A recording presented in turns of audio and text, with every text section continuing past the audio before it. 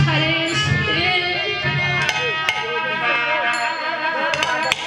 গোবিন্দকে দেওয়া কথা তুমি ভুলে গিয়েছো। কি কথা দিয়েছিলাম কিছুই আমাদের মনে নেই, শুধু মোহমায়ার বসে বাড়ি গাড়ি অর্থ সম্পদ ভাই বন্ধু বান্ধব মাতা পিতা নিয়ে মেতে রয়েছি। কি কথা দিয়েছিলাম আমাদের কারো মনে নেই। যেদিন আমার গর্ভধারিণী মা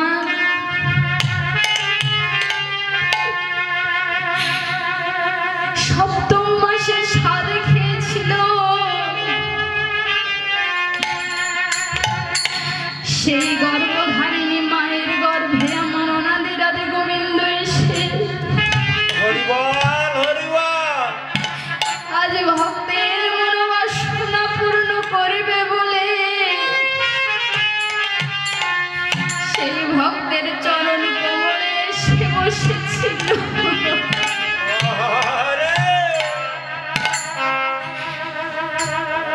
বলেছিল দয়াময়, আমরা বলেছিলাম ওগো দয়াময়, এই জননী জাতুরের যাতনায় আর সইতে পারছি না,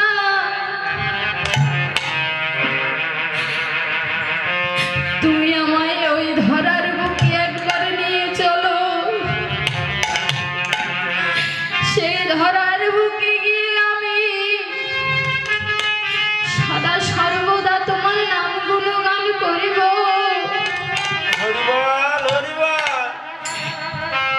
কিন্তু যখন মঙ্গ ধরার বুকে এলাম সকল কিছু ভুলে গেলাম, গোবিন্দকে দেওয়া কথা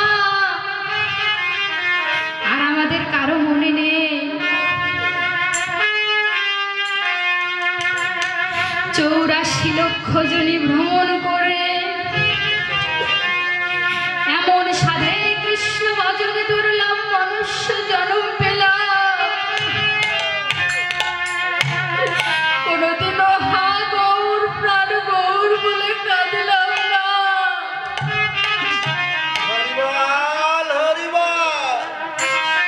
বাড়ি আমার গাড়ি আমার অর্থ আমার সম্পদ আমার,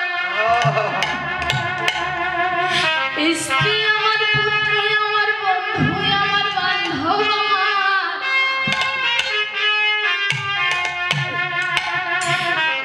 এই কামনা বাসনা নিয়ে পড়ে রইলাম। এই সাধের দুর্লভ মনুষ্য জন্ম আর পাব না। এই 84 লক্ষ জন ভ্রমণ করে যে কৃষ্ণ ভজনের সুযোগ্য জন্ম পেলাম, পেলে কি হবে বাবা? কোনোদিনও কৃষ্ণ বলে কাদার সময় হলো না, কোনোদিনও হরি বলে কাদার সময় হলো না। তাহলে গৌরের কৃপা হবেই বা কি করে যদি একবার গৌর বলে না কাঁদতে পারি?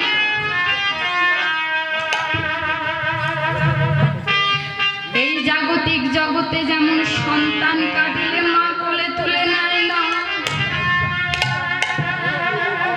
তদরূপ আমরা হলাম ভগবানের সন্তান। যদি একবার হা গৌর প্রাণ গৌর বলে না কাঁদিতে পারি, বলো বলো আমাদের ভগবান কি আমাদের কোলে তুলে নেবে?